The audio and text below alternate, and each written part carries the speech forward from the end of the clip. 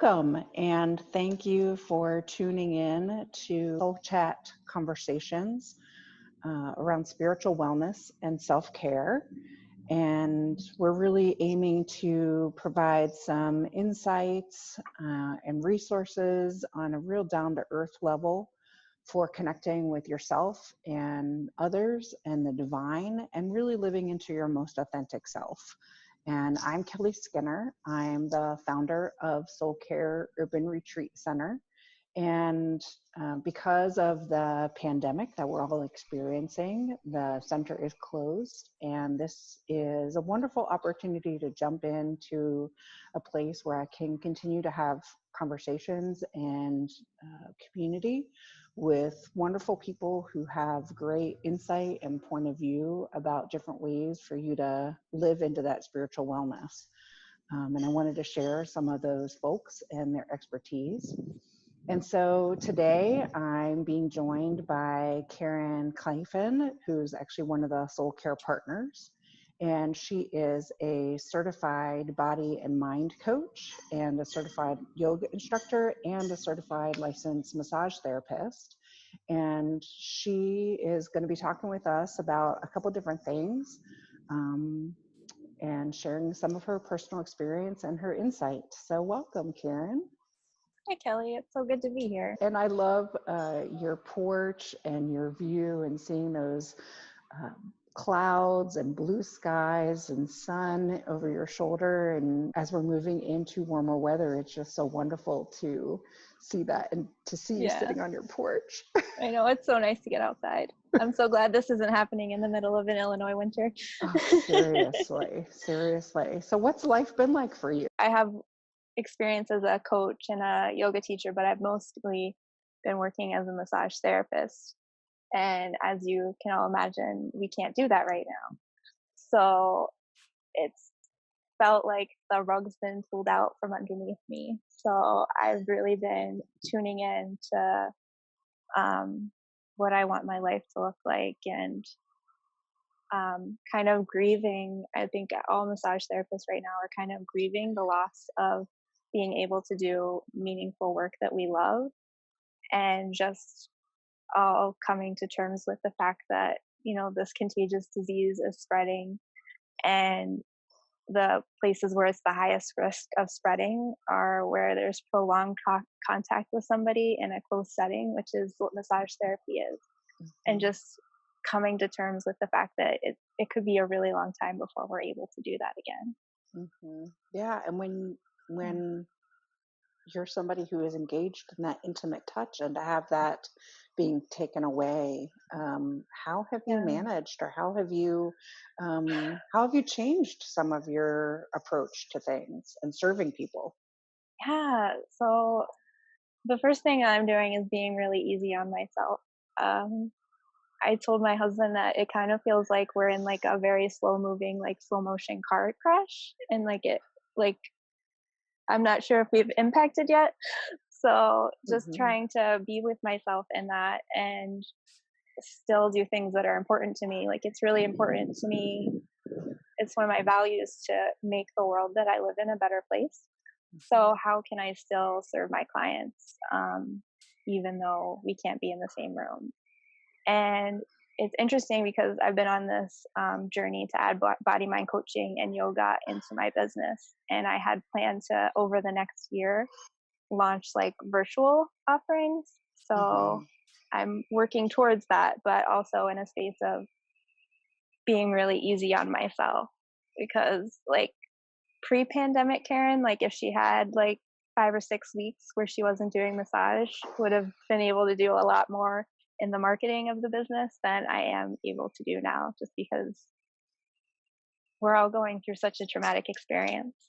We really are. And I think that we have to pause and really be honest with ourselves about what we need in the moment, and not to be putting pressure on ourselves to perform or for, I know myself, I've grappled with perfectionism, and it's actually been a great opportunity to practice putting one foot forward and doing something, as opposed to waiting to put something out that is 100% in my mind perfect, when nothing is ever perfect, and we kind of have to live for the now, because we don't know Mm. what tomorrow's going to hold. It's like you're in my head, because I also say I'm a recovering perfectionist Hmm. slash control freak. So yes, it's an invitation to really dig deeper into that and letting things be messy and Hmm. yeah, And to be imperfect. role models for other people, because I think if we can give ourselves some compassion and grace, where Mm. we're not being perfect and we're not, we don't have all the answers, we don't know what's going to come next, then it actually, we allow people to see that, and so they can have permission to do that too in their own lives. Yeah, it's okay. It's okay to not know what you're gonna do. And Hmm. it's okay to take time for yourself. Right. So, how does your days look a little bit different now than pre-pandemic? Well, I have a lot less to do, but I pre-pandemic I had already implemented a very like structured self-care routine where I do structured meditation twice a day, every single day. So I still Mm. have that to like kind of grasp onto. And I've been doing a lot more self-care, like just getting out and walking around the neighborhood, um, turning off social media. I have a rule that I won't argue with people on social media, um, and just taking the time to be with myself. And before we got on the before we hit record, I was talking to Kelly about how before this all happened, I had already planned to move my massage business to my house. So we've been working on doing that. Hmm. So that's what we've been doing. Yeah, you have a little bit of time to kind of create that sacred space Hmm. within your home, as opposed to Yeah. an office that you have to worry about.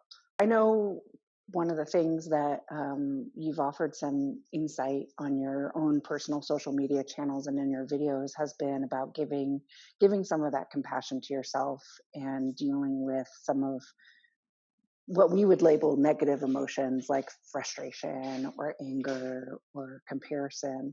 Um, I know I've struggled with that myself when I went out to the grocery store on Sunday and not everybody had a mask on, or some of my neighbors are choosing to maybe not social distance in the ways that I would choose to social distance. And I find myself getting a little bit judgmental about their Mm-hmm. choices, or a little bit frustrated that they don't see things the way that I do.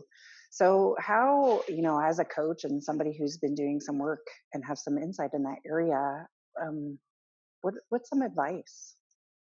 Yeah. So this is definitely, I think it's part of my inner control freak is that like learning that no matter what I think is right, like people are going to do what they're going to do and I have no Hmm. control over that. So just kind of acknowledging that people are going to make different choices than I'm going to make.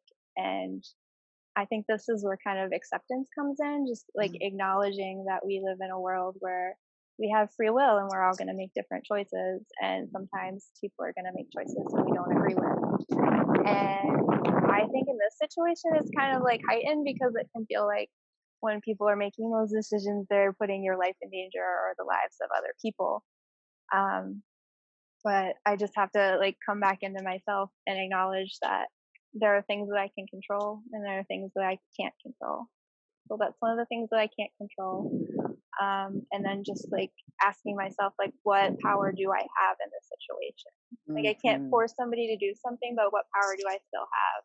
And like, maybe that's sharing like good scientific information with them. I mean, they might not accept it or receive it or read it, but like, I only have control over what I'm doing. Hmm. Um, and then also,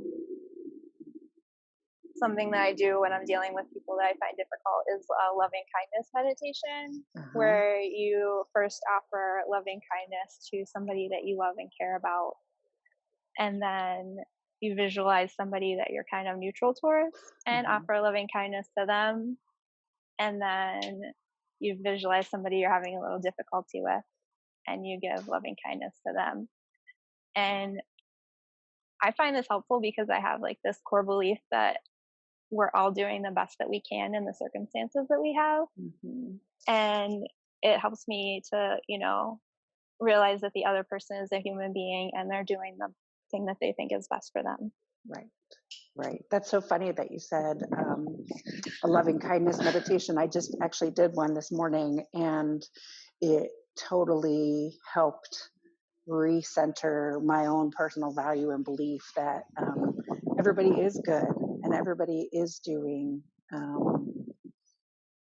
the best that they can at the time that they're doing it with their own understanding. And so I know for me, even when I have those moments of judgment, a lot of times I can catch myself and take a deep breath and kind of say, okay, so let's think about it from their perspective, or let's think about where they're coming from, or their lived experience is totally different from my lived experience, and that's okay. Yeah, and it's okay to feel the judgment and the anger too, Mhm, and like just like looking at it as an invitation to like mhm. explore how you're feeling. Yeah, no, you're right. I actually have a great this loving kindness kind of poem thing that I'll probably share in conjunction with this, because it's I think that's a really great tip for people. And there's a lot of, if you haven't already kind of looked into, there's wonderful meditation apps that are out there that are free Hmm. for people to um, take advantage of. Is there any that you use? I don't use any apps, but the book Finding Peace in a Frantic World is really good, and they Hmm. have online available the audio meditations that go with the book. Hmm. Do you know who is behind that book? I don't remember the author's name. No. I think it's Mark Williams and Danny something, but I will make sure to look that up and mhm. share it with folks. Finding Peace in a Yeah, Frantic World. yes. And it takes you through an 8-week program for a mindfulness course, but it's really accessible and excellent. So I know there's been a lot of talk lately, especially was it over the weekend when the governor in Illinois announced that we were going to be shelter in place at least through the end of May. And it's interesting when I have conversations with people who are outside the state. One of the first things that we all do is kind of compare what's your current state, what's your rules, what's happening in your area, and every place is so different from one another. But Hmm. I people in my household. I have a high school teacher. My spouse is a high school teacher. I have some children who are high school and college age, and so there's knee-jerk reactions about what's going to happen next.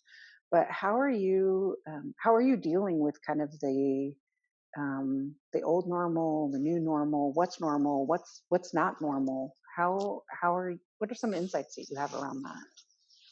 Well, yeah, I think this is so fascinating, and it's really kind of like how our brain works. Is we want there to be a normal, but there's really not. And like I completely understand the desire to go back to exactly the way things were before, but we can't.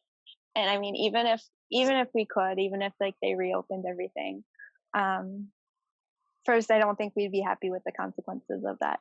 But even Mhm. if they did, like we've all had this traumatic experience, and we can't go back to the way we were before. Um, and this idea of normal, it's it's kind of how our brain works, because it's our brain's job to keep us alive and safe, and it knows that everything that we've done in our past has kept us alive and safe, Mm, so it's using that information to try and keep us safe now, so it really wants us to go back to how we were doing things, and it does that even when going back to doing those things like wouldn't serve us. And it's mhm. just kind of a it's just it's just one of those things our big beautiful brains do. And I think the invitation here is to get out of like our brains are asking the questions, how can we get back to normal, why can't we go back to normal, why is this happening to us? And I think the invitation here is to get quiet and drop into our bodies, and from that space ask, like, what do I even want my life to look like, what do I want to create from here, why is this situation happening for me? Why is it Mhm. happening for us as a society? What can we learn from this? What can we create going forward? Yeah. I don't And know. That's kind of. no, I think that's a wonderful way to frame things. And I know to me that gives a whole lot more hopefulness to the situation, because there are opportunities for positive things to be coming out of this change to what we were comfortable in the way that we were living before. Mm-hmm. And I, for one, there's a lot of things from my old normal that I don't want to reclaim moving forward. And it gave permission, like you, in being able to pivot your business a little bit. It actually gave you an opportunity to do that maybe in a little bit of a smoother way, or without having to deal with some obstacles and struggles. That choice was made for you, and it opened up some different opportunities.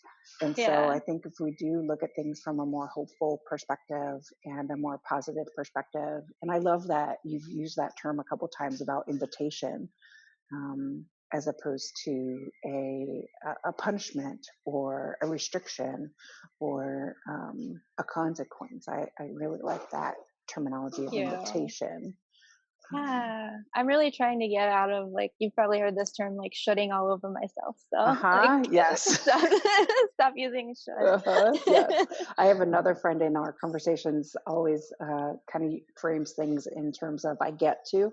So I get to be at home, Mm, as opposed to being I have to be at home. I yeah, get to be able to do these things. So, yeah. yeah. And it's not really about, like, kind of like forcing positivity. It's just kind of Hmm. like a reframe. Like, there's a different way to look at the situation. For sure. We talked about meditation, and how important that is to kind of sound like anchor the beginning and end of your day. Is there other kind of resources that or advice that you would give to people? I would invite people to be really easy and gentle with themselves. And I know that there's like a million Zoom yoga classes and meditation classes. And like, there's like, oh, I should be doing all these, right? Like, I'm really Right. stressed out. I should get on all the Zoom calls, but maybe just pick one. Hmm. And like maybe your local studio is giving a Zoom class and maybe you do one a week. Or maybe you set an alarm on your phone to just remind yourself to like pause and check in with yourself for 1 minute a day. Like, it doesn't Hmm. have to be like this giant elaborate thing to fill your time, but just doing anything to check in with yourself on a consistent basis, I think you'll find Hmm. really helpful. Yeah, for sure. And what is giving you life these days? Mm, I love all the positive things that I see coming out of this, like all the people that are willing to step up, and like people sewing masks for the hospitals and people delivering food to people who can't get out to get it. And I just love like all the people in our community that I see really stepping up, to support each other in a Hmm. really hard time. One of the things that for me, I have wanted to do for a long time was reach out to people via notes. And so I've been mailing out 3 or 4 handwritten notes to people almost every day. And I Oh get wow, to invest in stamps, and support our post office, and, make somebody's day, make that physical connection. And it that was is something really on my cool. goal list for the year that I was putting off and putting off and putting off. And it gave me the opportunity to have a little bit of time and to do it as part of my daily routine. So, Isn't it yeah, interesting how like all these things that we really wanted to do, we've been putting off, and now we have the opportunity to do that's right. And I think I love that shoulding phrase, because I think we do kind of trip over ourselves thinking that we have to do everything and we have to have these higher standards, and we have these million Yeah. self-improvement goals, and it's not about accomplishing all those things. It's about finding one way that you can be expressing the things that are important to you, like you talked Hmm. about. So Yes, absolutely. wonderful. Well, thank you for sharing this time with me, and for sharing some of these resources. And where can people find you and learn more about what you're offering right now? You can find me at KarynClaflin.com, and I'll have Kelly put the link in so that you Hmm. can spell it right, because it's not, intuitively easy to spell.